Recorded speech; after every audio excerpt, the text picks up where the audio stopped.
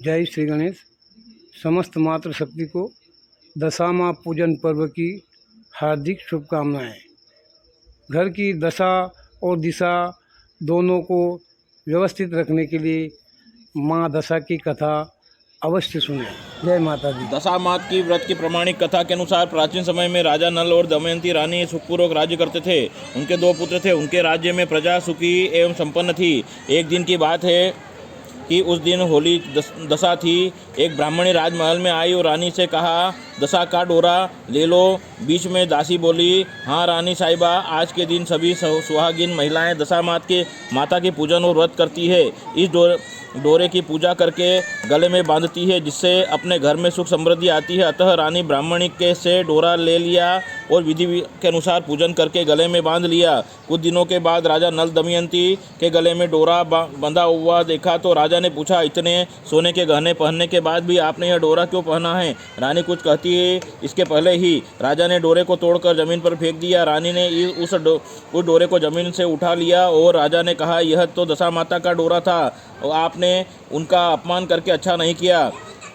हे भगवान, अब रात्रि में राजा सो रहे थे, तब दशा माता स्वप्न में बुढ़िया के स्वरूप में आई और राजा से कहा, हे राजा, तेरी अच्छी दशा जा रही है और बुरी दशा आ रही है। तूने मेरा अपमान करके अच्छा नहीं किया है। ऐसा कहकर बुढ़िया दशा माता अंतर ध्यान हो गई। अब जैसे जैसे दिन बीतते गए वैसे वैसे कुछ ही दिनों में राजा ठाट बाट, हाथी घोड़े लाव लश्कर, धन धान्य सुख शांति सब कुछ नष्ट होने लगे। अब तो भूखे मरने का समय तक आ गया। ऐसे ही दिन राजा ने दमयंती से कहा, तुम अपने दोनों बच्चों को लेकर अपने मायके चली जाओ। रानी ने कहा, मैं आपको छोड़कर कहीं नहीं जाऊंगी। जिस प्रकार आप रहेंगे उसी प्रकार मैं आपके साथ रहूंगी। तब राजा ने कहा, अपने देश को छोड़कर दूसरे देश में चले, जहां जो भी काम मिल जाएगा वही काम कर लेंगे। इस प्रकार नल दमयंती अपने देश को छोड़कर चल दिए और चलते चलते रास्ते में भील का राजा का महल मिला। भील राजा का महल दिखाई दिया और वहाँ राजा ने अपने दोनों बच्चों को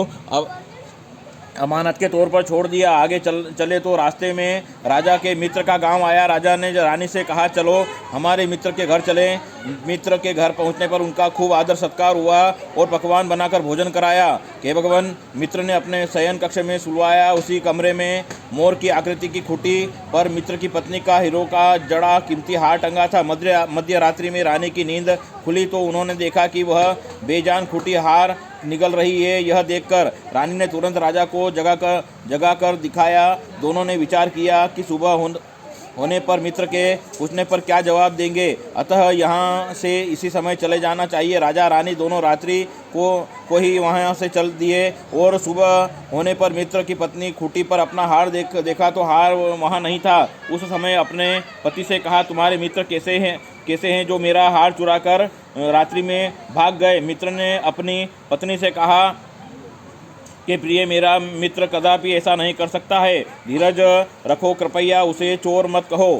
हे भगवान, आगे चलने पर राजा नल की बहन का गांव आया। राजा ने बहन के घर में खबर पहुंचाई कि तुम्हारे भाई भौजाई आए हैं। खबर देने से बहन ने पूछा तो उनके हालचाल कैसे हैं। वह बोला, अकेले हैं, पैदल ही आए हैं तथा दुखी हाल में हैं। इतनी बात सुनकर बहन थाली में कांदा रोटी रखकर भैया भाभी से मिलने आई। राजा ने तो अपने हिस्से का खा लिया, परंतु रानी ने जमीन पर ही गाड़ दिया। चलते चलते एक नदी मिली। राजा ने नदी में मछलियाँ निकालकर रानी से कहा, तुम इन मछलियों को भूंजो, मैं गांव से परोसा लेकर आता हूँ। गांव नगर सेठ सभी लोगों को भोजन करा रहा था और राजा गांव में गया और परोसा लेकर वहां चला तो रास्ते में चील ने झपटा मारा तो सारा भोजन नीचे गिर गया।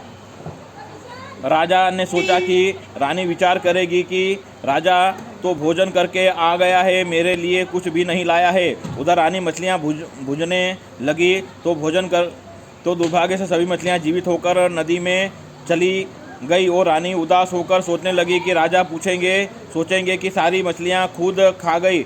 जब राजा आए, मन ही मन में समझ गए कि वहाँ आगे चल दिए। चलते चलते रानी मायके का गांव आया। राजा ने कहा, तुम मायके चली जाओ, वहाँ दासी का कोई भी काम कर लेना, मैं इसी गांव में कहीं नौकर हो जाऊंगा। इस प्रकार रानी महल में दासी का काम करने लगी।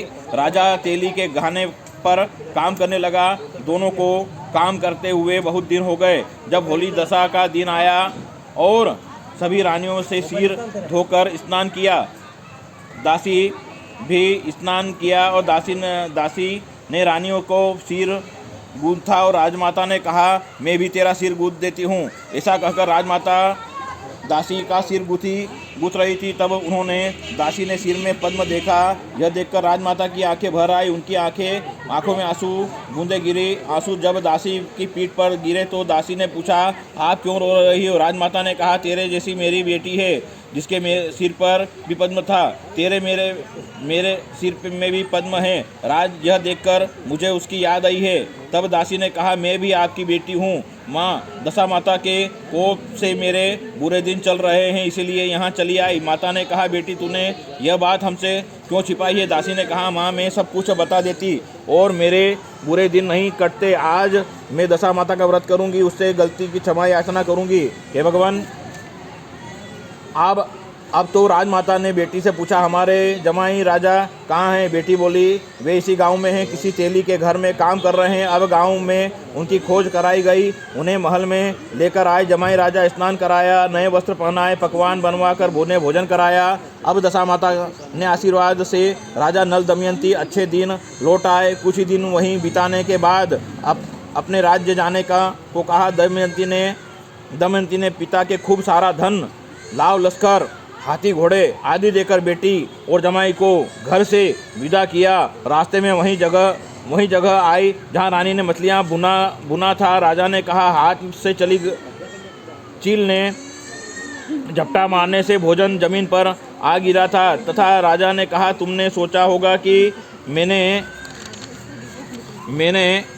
अकेले भोजन कर लिया होगा और परंतु चील झपटा मारकर गिरा दिया था। अब रानी ने कहा, आपने सोचा होगा कि मैंने मछलियां भुनकर अकेले खा ली होगी, परंतु वे तो जीवित होकर नदी में चली गई। चलते चलते अब राजा की बहन का गांव आया। राजा ने बहन के यहाँ खबर भेजी। खबर देने वाले से पूछा कि उनके हालचाल कैसे हैं। उसने बताया कि वे बहुत अच्छी दशा में हैं, उनके साथ हाथी घोड़े लाव लश्कर। यह सुनकर राजा की बहन मोतियों की थाल सजा कर लाई तथा दमयंती ने धरती माता से प्रार्थना की। कहा, माँ आज मेरी अमानत मुझे वापस दो। यह कहकर उस जगह खोदा जहाँ कांदा रोटी गाड़ दिया था। खोदने पर रोटी तो सोने की हो गई, कांदा चांदी का हो गया। ये दोनों चीज़ें बहन की थाली में डाल दी और आगे चलने की तैयारी करने लगे। वहाँ से चलकर राजा अपने मित्र के घर पर पहुँचे। मित्र ने उनको पहले के सम्मान ही बहुत खूब आदर सत्कार सम्मान किया और रात्रि में विश्राम के लिए उन्हें उसी शयन कक्ष में सुलाया। मोरने वाली खूंटी के हार निगल जाने वाली बात से नींद नहीं आई। आधी रात के समय वही मोरनी वाली खूंटी हार उगलने लगी तो राजा ने अपने मित्र को जगाया। रानी ने मित्र की पत्नी को जगाया और दिखाया, आपका हार तो इसने निगला था। आपने सोचा होगा कि हार हमने चुरा लिया। दूसरे दिन प्रातः काल नित्य कर्म से निपटकर वहाँ से वे चल दिए। भील राजा के यहाँ पहुँचे और अपने पुत्रों को मांगा तो भील राजा ने देने से मना कर दिया। गांव के लोगों ने उन बच्चों को वापस दिलाया। नल दमयंती अपने बच्चों को लेकर अपनी राजधानी के निकट पहुंची तो नगरवासियों ने लाव लश्कर के साथ उन्हें आते हुए देखा। सभी ने बहुत प्रसन्न होकर उनका स्वागत किया और गाजे बाजे के साथ उन्हें महल पहुंचाया। राजा का पहले जैसा ठाट बाट हो गया। राजा नल दमयंती पर दशा माता ने पहले कोप किया था, ऐसा किसी पर मत करना और बाद में जैसी कृपा करी थी वैसी सब पर करना। जय हो दशा मात की जय।